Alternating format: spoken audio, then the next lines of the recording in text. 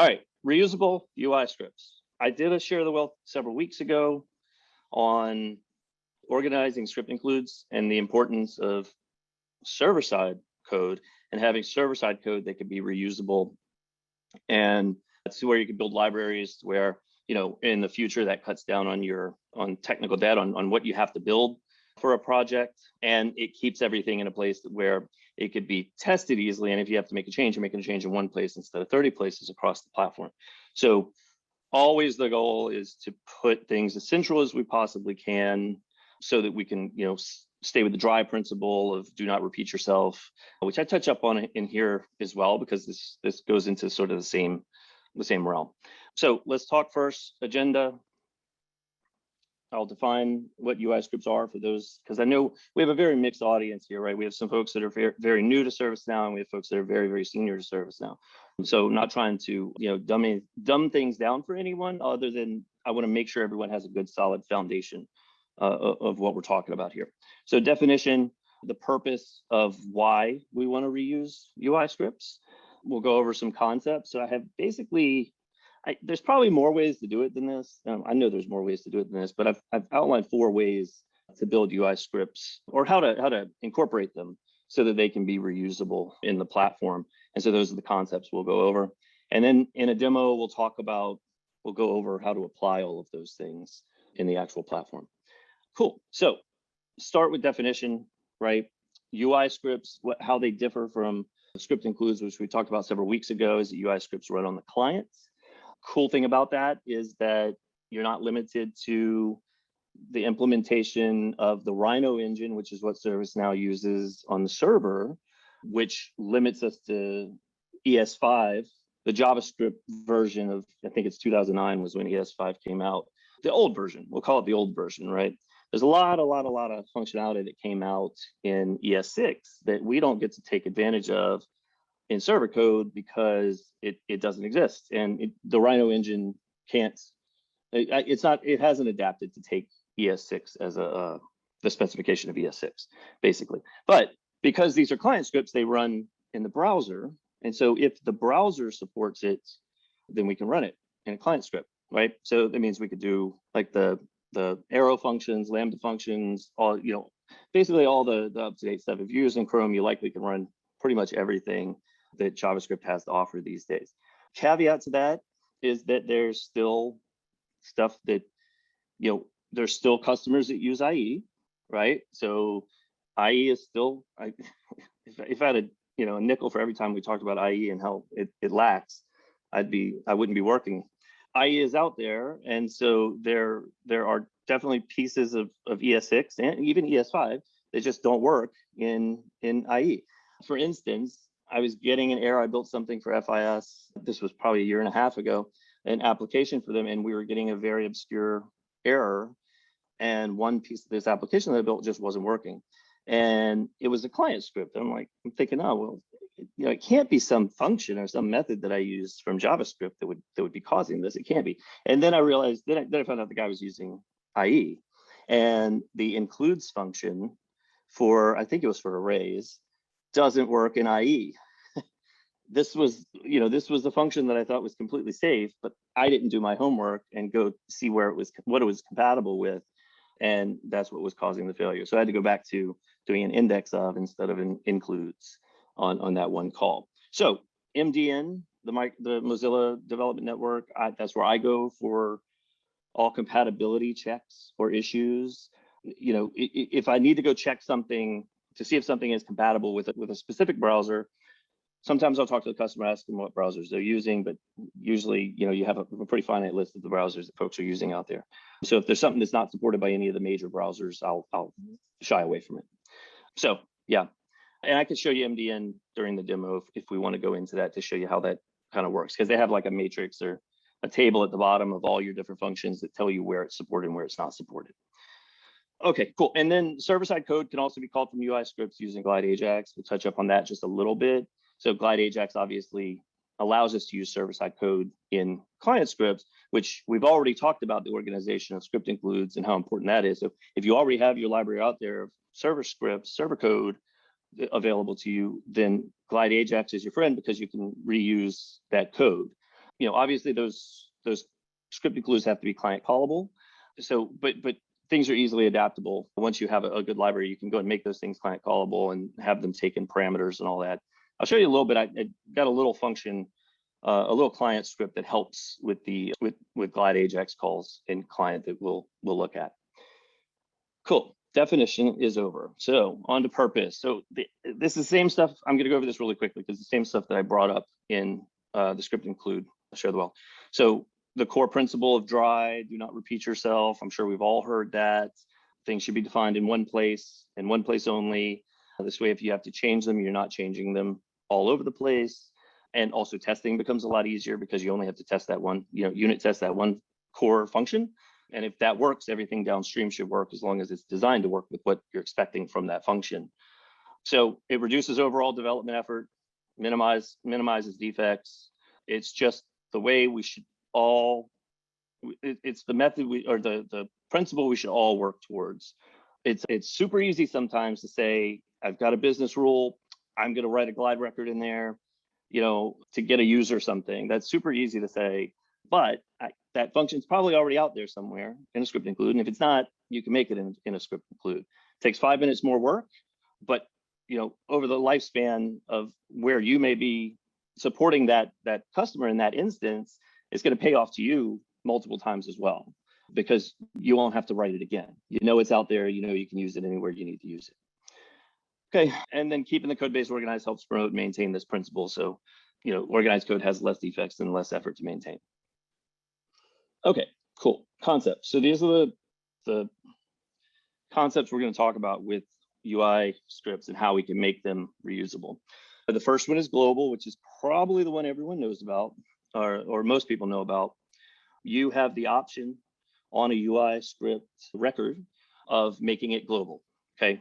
So what this means is that in all forms, when all forms load throughout the platform, your code is going to load into that form, right? So ServiceNow says to use these sparingly because that's just overhead, right? This is something that loads into every form, no matter if you're going to use it or not. So what I say about this is I'm not afraid to do it if I have a good reason for it, right? I have a little utility class that I create in instances that allows me to hide and show fields on a form with just the call of hide field, show field with some options that I can pass into it. And I call it once instead of calling like 3 lines of gform set display, gform set mandatory, gform set read only, or whatever it may be, right? So it makes the code a lot easier to read, makes the code a lot easier to maintain if those methods are out there. And it's small enough that it's not a concern when it gets loaded. I'll show you how to minimize code as well to make it to where it even has a smaller footprint than what it does if it's not minimized. And it's something that can be used across the platform, right? So that's what I said here. So it's available in all the forms in the platform. It should be generic as possible. If I create a global UI script specific to incidents, that's really bad practice because it's going to load on every form, not just the incident form. And it's not going to be used anywhere other than the incident form. But if it's generic enough to say this deals with all forms, then yes, let's load it because it's worthwhile to load 50 kilobytes of code everywhere if we're going to use it in a lot of different places. Okay. Bad side or the cons of these, they can't be created in scoped apps. I use the word created because you can create them in global and still use them in scoped apps. And call them in scoped apps. They just can't be created in scoped apps. Okay. And again, like let's say use, I err to caution to say should be used sparingly. I would say they should be used smartly. Use them if you have a purpose and a reason to use them. Okay, and so I'll show you how to set those up in a moment as well. The second method is UI formatter. So this is, you create a UI script, you create a UI macro that references that UI script, and then you create a UI formatter that references that UI macro. In that UI formatter, you associate it with a table or global, but you typically associate it with a table. Then in your table form designer, you could go in and select that formatter as an element on your page. And now you, voila, have the scripts that are in that that UI script available to you on that form, on that page. It's a lot of work for one form, right? Or it could be multiple forms, but it's a lot of work to put this in place just to keep that footprint down a little bit. A lot of times it's just easier to write the script in a client script, and that's what people typically do. But if on that form you're utilizing one function, hundreds of times, maybe that would never be a real world scenario. But if you're reusing it multiple times, then it may still be worth it to bring it in as a formatter. Okay, so I'll show you how to set that up as well. They don't work in the portal. That's the con to that one. I call it here should be specific to context because again, we don't want to bring something in that's incident specific into the request table, right? These should be specific to where we're pulling them into. And yeah, they won't work in portal, but I'll show you how to get around that. Okay. So there's a obscure method out there that I don't think a whole lot of people know about. Some people may, but it's called script loader. This allows you in a client script to load a script. So it gets past all that, what we were just talking about with the having to do the formatter and all that stuff. I would say the con to it is that it does load asynchronously. So if you need it to run immediately, you need that immediately when it loads, it has to go through this asynchronous process of actually pulling the UI script first. So it tends to run after the other onload scripts. But that may be a limitation, it may not be. Again, this doesn't work in the portal UI either, okay? But I will show you how to set one of these up. And then lastly is the one that does work in the portal, but doesn't work in the platform UI, and that is an Angular dependency. So if you have a widget where you need to pull it, like let's just use the form widget, because that's the one we're going to use as an example here is the form widget. Form widget will display any record as a form, as you would see it, similar to what you would see it in the platform, but in the portal. Well, form doesn't, if I add a client script to the incident form in the platform that goes through the formatter and the UI macro and all that, well, Angular doesn't know what to do with Jelly, right? So it's not going to work on the UI side, on the platform, on portal side, sorry. So I have to go in and actually associate that UI script directly with the widgets so that it can work in that widget, okay? All right, so demo. All right, so let me close this down, make sure I have everything I need here.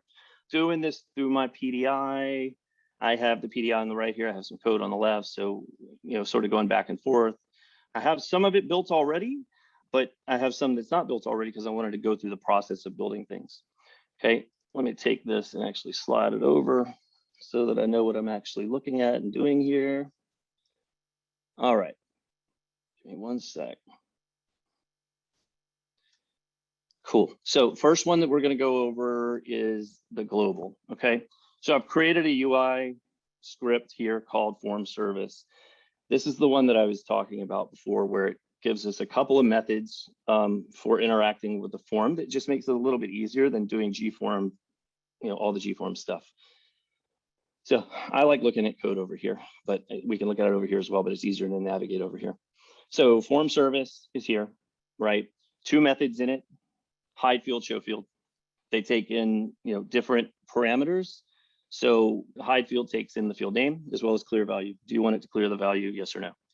So that's a true false Boolean. Show field takes in the field name. Do you want it mandatory? Do you want it read only? Those two are exclusive of each other, right? So you can't set it to mandatory and read only. So if the one that's going to take over is read only over mandatory, I think I'd have to check that actually, but something I didn't really account for specifically in here because this is just a demo. This is for demonstration purposes. But I typically, whenever I set this up, would say, okay, if it's mandatory true and read only true, let one of those take precedence. But you pass in the field name mandatory or read only, and if you want it to have a value, and it's going to show the field and give it that value. And I'll demonstrate this in a moment. So we have this in here as a UI script, and it is set to global. Okay. So like I said, this loads on every form. It's going to load everywhere. It's small, right? So if we go look at this, let me actually get to it real quick so I can look at the information. If we go look at this file and see how large it is.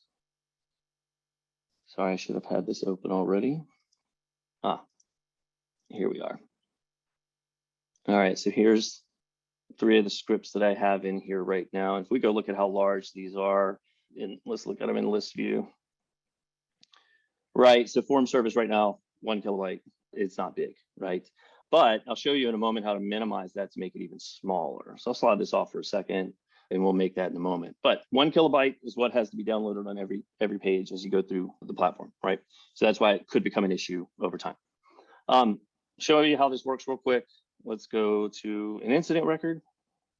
All right, for those of you that don't know this exists, I don't know the actual, so I've changed up my command and shift and option keys on my Mac keyboard. I don't know the exact order here, but it's shift, option, command is the ones I use. I pushed down all 3 of them. It's probably only 2, but if you do that and then hit J, you get this great JavaScript executor. The platform UI. This does not appear in the portal UI, but this allows you to run client-side code without having to, go into any sort of crazy debugging mode or anything like that. So that's what we'll use here. I'm going to open up my console here as well so that we can see as we, somebody put in there Control Shift Alt J. So I guess I did have that right for my Mac. Yeah, I always push all 3 and I never knew if it was just 2 or 3, but I don't, worry about it. So I'll show you here how the FormService script is available to us in this client script. So you'll notice over here, the script itself is the function that we are returning or that we're setting FormService to is actually a function that automatically calls itself, right? So that's in IIFE or immediately invoke function expression. ServiceNow recommends we write all of our functions in as IIFEs because they have their own scope when you have an IIFE, because that function now has its own scope and there's no risk of it polluting its parent scope, right? So if we just wrote code in here, just wrote the functions, they would totally work without even calling FormService. We could just call hide field and it would work. But there's a chance ServiceNow would come in later and create their own hide field function that would overwrite yours, or yours may overwrite them. So you want to put these things in, they're nice little package function classes like this. And so we have FormService. Now, because it's an IIFE, we don't have to call new FormService. We just have to call FormService dot. And client, you really, you want to do that because you don't want to have to new up all these objects all over the place in your client code. So all that said, FormService, we'll do hide field. We're going to hide the number field, okay? So very simply, we put in the number field. Let's not clear the value, okay? And let's go ahead and run the code and see if it works. Aha, it worked. So our number field got hidden. Let's show the field now. And this time we're going to make it mandatory, but not read-only. So that should be false. Sorry, make sure I got these right here. And then we're also going to give it a value of David, Arbour. Oh, let's put that in a string, David. And run code. And there it is. So now our number our number field is set to David Arbour. So again, these are just utility functions that, especially when you have very, very complex, like catalog items that you can't use UI policies for because you have multiple values that, reverse if false won't work. You may have to build some big if-then statements on what to hide and what not to hide based on things that change on your form. And using gform set display, gform set read-only, gform set mandatory over and over again becomes really, really old and really difficult to maintain. So that's why I use these utility functions. It makes the code a lot more readable and a lot more concise, okay? So global, pretty easy to understand. It's available everywhere. I'll show you ones that are not global next, okay? Any questions so far? Let's see if we have anything in chat. Nope, okay, good deal. Cool, so I also created this URL service, which has a few functions in it. Allows you to get the full URL of the page you're on. It allows you to get a specific parameter of the page you're on from the URL, or get all parameters as an array, okay? Still pretty simple. You'll notice up top here, I'm actually setting window to this window if window is null or undefined. I mean, sorry, only null, not undefined. If you have the 3, this means it's only null. If you only had 2 there, it would be null or undefined. But in the portal, window is null. So, but this .window is not. So I built this so that we could actually pull this into the portal as a dependency. So we need the window object in order to easily get our URL. There are other methods, but this is the method I wanted to use. Okay, so this already exists. We have URL service out there already. I'll show you real quick that if we come in here, let's just do a refresh real quick. And if we call the URL service now, again, same method, URL service get. Oh, sorry, let me do a console log on that and run. Okay, I must already have it out there. Let me see if this is, yeah, it's not global, so I must already have it out there as a, I thought I had removed it as a formatter. I must have it as a formatter. Let me check something real quick, if y'all don't mind. Or I have it out there as the script loader. Yeah, I still have it out there. So let me actually deactivate this so that we can redo that. Let me refresh. I thought I prepared everything. I forgot something. Okay. All right, so now we get an error, right? So URL service is not defined. And the reason URL service is not defined is it's not global, and we do not have it set up to actually be brought onto the form yet, right? So first we'll go through the method of bringing it into the form, where I think is the more long-winded version of actually creating a UI macro, associating that to your UI script, then a formatter and all that good stuff, okay? So I'm gonna run through it pretty quickly, but this is all recorded, so we can all go back and check it if we need to, right? So I'm gonna create a UI macro first. I already have the code over here too, so I'm gonna copy and paste. I'm gonna cheat. Here we are, it's called URL service loader. And I'll show you what it does. Let's go ahead and create a new macro. Okay, we're just putting one line in here. And that is, hey, this requires our URL service UI script. And you see this naming convention here with the file type, JSDBX. That's how Jelly will read your file. So you have to have it with that extension. That is something that catches people sometimes. They think that you can just put it in there as JS, but you can't. You have to do JSDBX. Okay, so let's create that. So now we have a UI script, and we have a UI macro that references or pulls that UI script into itself, right? So now what we need to do is get that UI macro on the form so that the form has this client script available to it. So the next step is to put it into a formatter, because we can only put it on the form if it's in a formatter. So we go to formatters, create a new formatter, and we'll call it URL service loader. And here in the formatter form, what we're doing, we have to reference that UI macro that we just created. So URL service loader, and here we have to put XML as the file type or as the extension. That's just how it reads it. I guess that's just how it reads it in ServiceNow.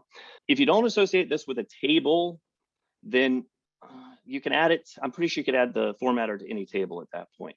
But we want to associate this with incident, because that's the table we're going to be working on, and we only want it to load an incident, and that's how we would do this. Okay, so once we've selected that table, well, I'll show you this too real quick. If we take incident here, let's duplicate our, let's do configure form design. So this is where we're going to add our formatter, but you see down here under formatters, it's not related. I mean, it's not available right now. We don't have one for URL service loader, okay? But once we create our formatter, so let's go through that step right now. Then we go back to the form designer and let's just update it right quick. URL service loader, see? So now the formatter is available on the table. If we hadn't set that table, like I said, I believe it makes it available for all tables, but I've always used that table just because I want it to be precise where I'm bringing it. You would create multiple formatters if you had it for another table. So if we needed this now for request, we'd go create another formatter specific to request. Okay, and you don't have to only load one back in our UI macro. Let me go back there right quick. In our UI macro, there's nothing saying we have to load just this one. We could have 5 or 6 others that we want to load that are incident specific, and we could call this incident UI loader, right?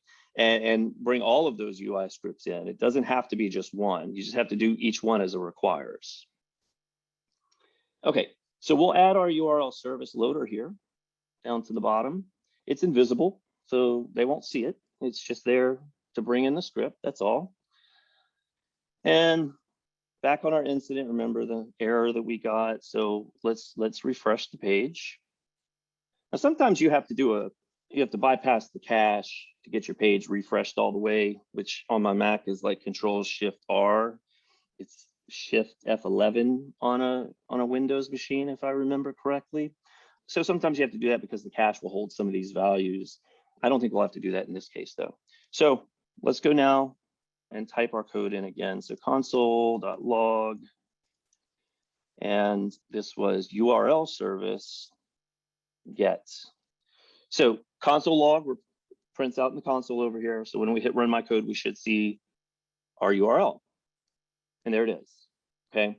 So that demonstrated us adding this through the UI macro, the formatter, everything, just to get it loaded on our form. Okay. So now this script is completely available to us. Let's say we want to call get parameter, specific parameter, right? So I'm going to do that for, let's say we just want the sys-ID. We just pass in the name of the parameter and run it, and there's our sys-ID. So we've pulled that out of the parameter and can use it any way we want to use it. And then get all parameters. I'm just going to come over here and copy it. We will not pass anything into that one, and we hit run, and we can see it gives us an array of all the parameters that are in our URL. Very useful utility function that I use in places. I wouldn't say I use it a lot, but I do use it from time to time if I need to read a URL. Okay, so cool. So that gave us the method of a UI macro to UI formatter. Again, takes a lot, right? That's a lot. So let me show you a little quicker version of this. Let's go back to our form design and actually remove our formatter. So it's no longer being loaded into the form. Let's do a quick refresh just to show you that it's not being loaded into the form. Again, we'll run console log URL service get. We should get an error on this one, and we do. URL service is not defined. Okay, so what we'll do then is I'll show you the other method, which this is in our list of methods. This is the one that was on the second page for script loader. Everything's covering my presentation right now. So, okay, so for script loader. So script loader, what we're going to do, this is an asynchronous way to load UI scripts into the client, and we're going to do it on an onload client script, okay, for incidents. I happen to have already created this because you guys saw at the beginning, it was still turned on. So we're going to just go to that client script here real quick, and I'll explain to you what it's doing. Here it is, load URL service. Right now it's inactive. So here's the syntax, right? Here's how you set it up. It's a normal onload client script. We call script loader, which is a global object, .get scripts. And then we pass in the name of our script, again, with that JSDBX at the end of it. And so this is parameter 1 that get scripts takes. And parameter 2 is a callback function, right? So what I could do in that callback function is actually make the call that I need to call to URL service by saying, okay, the parameter that it takes in is URL service, right? So I could use that then by just calling URL service, get, if I wanted to. But I want to show you guys that this is not only do you have to call it within the callback function, but this actually loads it on the full page as well. So I'm just going to call it when the page loads. Okay, I'm doing this console log here just to show you that URL service is going to load successfully. So we'll make that active and save it. And go back to my incidents over here. My dog is snoring in the background. I don't know if y'all can hear that. Okay, incident. Open up our console again. Let's load it again just so you can see we should see a message over here that says URL loader has loaded. Oh, we got to find it. service. It's right above the yellow text. Thank you. Awesome. URL service loaded successfully. If we didn't have that asynchronous method that loads UI scripts, you would see it way up here because UI scripts run early, right? But it runs asynchronously, which is why I said if you need to use it right away as part of the onload, you would put what you need to call right in that callback function so that it has to be loaded before you actually call it, which, that's fine on an onload client script. But if you have a secondary onload client script where you want to use it, it's not guaranteed it's going to be ready when that onload client script runs. Okay. So just to show you here that it is available, we'll do console log. Sorry, I forgot what I was doing. URL service get. And let's go ahead and clear this out real quick so we have a better visual, and then we run, and there's our URL again. Okay. So with that asynchronous function of the loading of the script loader, we're able to load it in asynchronously. Okay. So that gets it on the screen for us. So now let's go and show you the Angular side of things. Before we move to Portal, any questions that I can answer? Okay. We'll have Q&A at the end too. So if anyone needs to ask questions, we definitely can then.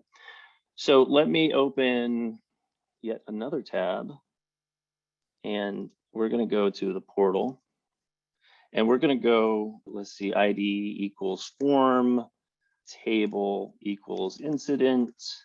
Let me go get my incident sysid here real quick. And sysid equals, okay. So we're going to go to the form widget, right? Which displays a record. Oh no, I've got a JavaScript error. Okay, let's go look at our JavaScript error. And when you look at that, script loader is not defined, right? So in order for this to load without an error like this, you need to put some logic in that client script to say only load that script loader if the window is not null, because window equals null in Portal. So if window is not null, load it. If it is null, don't load it, right? But we're just going to go turn it off right now. Yeah, so let's deactivate that. Okay, now since I can't do the JavaScript runner in Portal, I'm going to activate this little script, and all this script is doing is logging the URL parameters when the form loads. So let's turn this on real quick. So as you can see, it just does URL service.get parameters. Okay, incident form. Let's do a hard refresh real quick, and error again, right? This time it says URL service is not defined. So the reason URL service is not defined is it's not being brought in to the portal, right? Because Portal doesn't understand Jelly. Mind you, we already took the formatter off, so it wouldn't do that anyway, but it doesn't understand Jelly. We'll actually go turn that back on real quick, the formatter. Let me go incident, configure form design. Let's put the formatter back on. That way it's going to work in both of our UIs. Okay, service loader. Okay, we'll go back now to the incident form, do another refresh. We're still going to see our error there because again, it can't read what's in that formatter. Okay, so how do we get around that? We are going to have to associate our URL service script directly with our widget here. Okay, so let's go do that. Let's go into the widget, service portal widgets. We're going to find our form widget. There it is.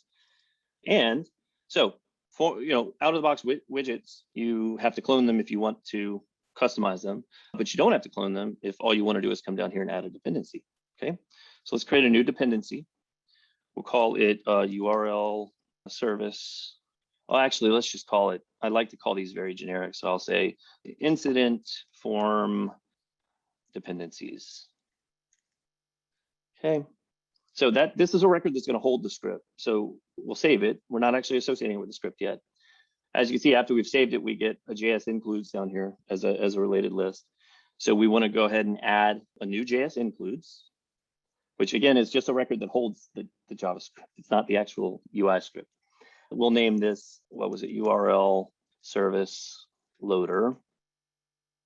Our source is a UI script. We could say URL if we wanted to pull code base off of the internet, right? So from some CDN, this is how we could pull in Bootstrap 5 if we wanted to. is through a JS include, but we're not going to do all that. So our UI script again is URL service. So there it is. And we're going to save this. Now, when we go back to our widget, we could back up through it, but let's go back to it right quick. Form. We'll see we have a dependency down here for incident form dependencies. And so what that did is associated that UI script directly with our widget. Let's go in here and refresh. And now we don't get an error and we get our array. Our array is a little bit different here because we're in the portal. All we have is 3 parameters, ID, table, and sysid. And because I put it in manually. I mean, if one of ServiceNow's URLs, it would be different.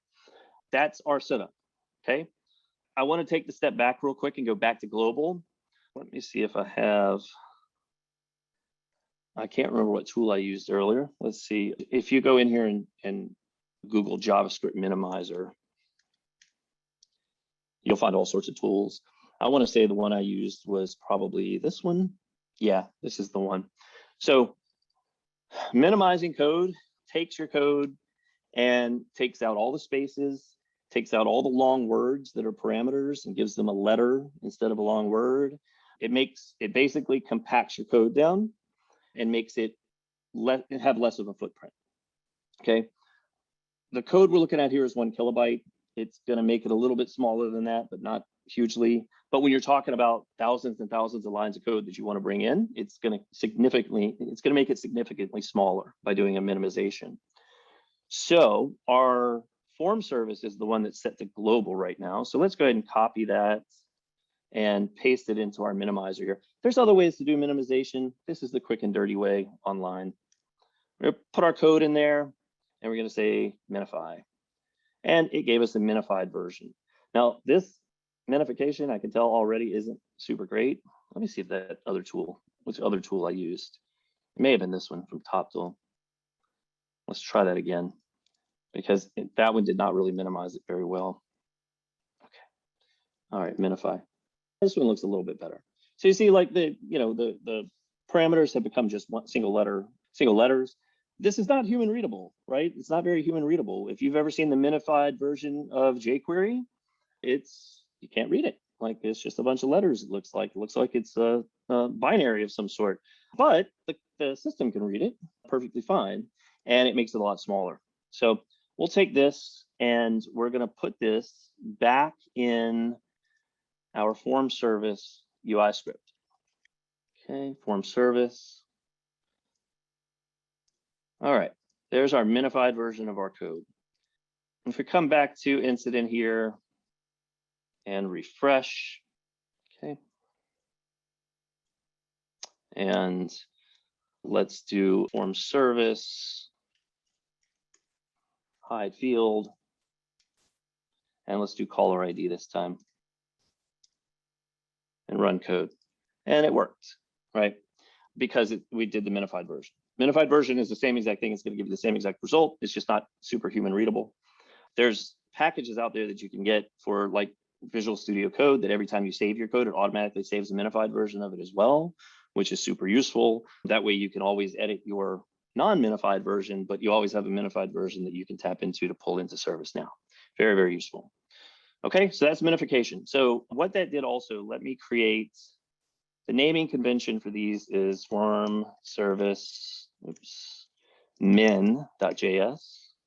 So let me go grab that minified code real quick to show you the difference in size. All right, so we'll save that and then go back to where my forms are here. And we can see form service min goes down to about half the size as it was before, right? And again, that's not significant here because we're talking half a kilobyte. But if this was megabytes in size, it would make a huge difference by minifying it. Okay, so very useful tool. And I think in my opinion, when you have very useful functions like hide field, show field, it negates any argument of whether that should be brought into the instance if you're using it in multiple places. Ultimately, you're saving so much time and maintenance by not having to write gform dot whatever in every single client script, that it far outweighs any risk of size, right? For something that's half a kilobyte or 1 kilobyte. in size. Okay. So that's minification. The only other piece I wanted to show you guys was I showed these in the script include one a few weeks ago. I have a glide service here, which is an easier way to write, for me at least. I mean, I use this in customer instances, an easier way to write glide records. You can write glide records in a single line. I also have an Ajax version of that only exposes a few of the methods here. So multiple, single ID. And then I've also created this Ajax service UI script, which I'll show you how it works. I think I have this in here already, but let's see. UI script. Yeah, Ajax service. Let's see if it's active. Yeah. So I've made this global and I've already added it. Again, a very small script. In our script here now, or in our incident here now, let me refresh just for good measure. I mean, Glide Ajax, nobody likes to write Glide Ajax, right? They're just a pain. Well, this Glide Ajax will allow you to either get multiple records, get a single record, or get a single record by query. I should say that. This is a single record by query, or a single record by ID with a single line of code. Okay, so come in here to our JavaScript executor. We're going to say Ajax service. It is, let's do single ID. Oops. Okay. The parameters that takes is, first off, it's going to take the table name, right? We're not going to put that in here. We're going to say gform get table name for the table we're on currently. It takes in a sysID, so we're going to say gform get unique value, because that's the sysID of our record that we're on. And then the final thing it takes in is a callback function. So because this is asynchronous, we have to tell it, what do we want to do after we get the data back? Just like in any Glide Ajax call, right? So get XML answer does the same thing. So function is the callback. Give it a couple lines here. Okay, and in here we want to just do console.log. We have to actually put incident here, right? Or response, because what we're getting back from this call, the response, is something we have to put in that as a parameter, because we have to call it in here in the console log. Okay, so let me open that up a little bit just so everyone understands what we're doing here. Again, Ajax service, single ID, pass in the table name, pass in the sysID, pass in a callback function for what we're going to do. Oh, I better put that S there. For what we're going to do after we get that response back from the server. So we're reaching out to the server right here with a single line of code to get this current incident that we're on. And there it is. So I ran the code and we have the entire incident object here with a single line of code. No more writing crazy Glide Ajax. If anyone wants this, it's, I'll give it out to you guys. No problem.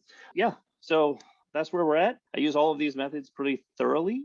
And I hope everyone understands the concept and understands the importance here of, keeping these things as centralized and concise as we possibly can, so that we can interact with the UI, not just the server, but the UI in a meaningful way as well. Okay, our next slide, which I'm not going to show, but it is Q&A. So do we have any questions? Yeah, I've got one. This is Mark Koenig. I've got one. As far as debugging, making changes to the UI script, I've run into some cases where I've actually deleting the cache and everything else. It still ends up loading the unmodified version. I've had to go to delete, or I should say, shut down the browser and start a new instance. So is that kind of a common instance of place? Yeah, so what I find, most of the times whenever I find that occurs, it is a deep-seated script. So like if I'm building a widget and in that widget, I have dependencies that, like dependent JavaScript, UI scripts or services and things like that, I find that those get cached. The deeper they are, they get cached and they're harder to get rid of, I find. I typically open up an incognito window and do my testing there, because an incognito window isn't going to hold a cache. Or I just have it very handy to where I can go into DevTools or into settings and actually clear my cache, rather than just doing the Shift F11 or the Shift Control R, because that's supposed to bypass cache, but I don't find it always does. Some cases it does, some cases it doesn't. But yeah, it's an issue I think anybody who's developing in the client is going to face at some point. But incognito is definitely your friend in that case. Okay, good. I just wondered if there was something, a way to get around that or something I was doing wrong that, because it was Yeah. kind of annoying behavior for sure. Oh yeah, 100%. And the good thing about incognito too is that when you're logged into a separate window, the incognito window, you're in a different session than you are in your non-incognito window. So you know how you do the thing where you make an edit or you make an update in the browser, and then even if you're in a different tab, you go and you update something else, and the last page in its history is the one you did on the other tab. And so it moves you to that history, and it's really, really annoying. And so having the incognito window open prevents that as well. Right. Okay. Yeah. And then that's pretty much all I do. I have just seen it do that though, even with doing, in fact, I don't run anything other than incognito, but I've actually seen cases where I had two instances of the browser open, same browser, and both incognito, I've had to shut both browsers down to be able to get the cache sufficiently flushed to get to have it load the new version of the script in. Check out, there's a browser extension called Session Box, which lets you do basically containerized incognito windows so that they each have their own separate cache, cookies, and everything, and you can just open them on demand, and they're in the same window, which is also kind of nice. No, that is nice. It is nice. Oh, good pointer. Yeah, I forgot what I was going to say, but it was along those lines. Yeah, I find that to be very annoying as well. But in the grand scheme of things too, that cache, what it's doing is making it so you don't have to load your scripts every time the page loads anyway, especially when you talk about huge things like jQuery. And so, super useful, but it's a real pain in the butt for development as well. Yeah. Any other questions? Hey, David. So on the topic of cache, is that something that you would have to be concerned about if migrating a change to a UI script to a production environment? Sure. Yeah. Yeah. You would want to, if you're doing it after hours, hopefully everyone's out of their session. And when they log back in, it should pick it back up. But yeah, I've definitely had issues where I'm working with customers, not necessarily in prod, but testing, and it doesn't update on there, and I have to tell them to go in and clear their cache. Yeah. Yeah. So there's a risk. Sure. So you make sure that's part of the deployment plan, right? Mm-hmm. Is to have the folks log off and log back in if they're not seeing what they're supposed to see. Nice. Thanks. Okay. Anyone else? I know Yeah. we're 2 minutes from time here. Hey, go ahead. Go ahead. Super cool, David. First off, is there a Thanks. use case where you want this to load everywhere on the platform? Like your two services? Yeah. And The use case with FormService, again, it's so small and so useful. I load it on every page as a global. I don't think there's high risk in loading this one. I think if they're very generic functions that you could use in multiple forms across the platform, and it makes development easier because these APIs really, really well, I think you could load them. I don't think there's a risk there. And again, minimizing it cuts it down about half in size as well. So yeah, I would say this class, FormService, is one that I would consider for loading globally. Cool. Anyone else? I know we got 1 minute left here, y'all. I don't want to run anyone over here because I know we all have a lot to do. Reach out to me anytime if anyone has any questions or needs any help, advice, anything. Y'all know I'm like on line 24/7. So cool. This was great. Thanks, everyone. Thanks so much, David. Thanks. Good. Yeah. Thank you very much. Thanks, David. Thanks. Take care, guys. David.